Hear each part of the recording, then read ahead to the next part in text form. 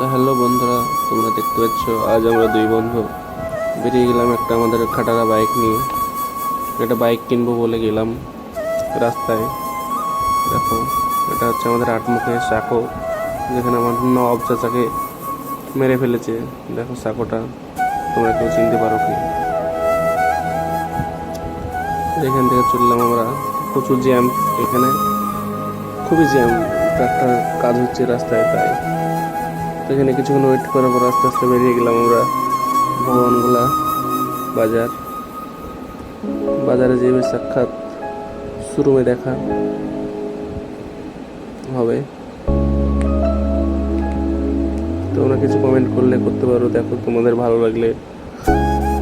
দেখো শোরুম, এটা বাজাজ কিংবা কেটিএম আছে, আমরা অত নিতে পারলাম না।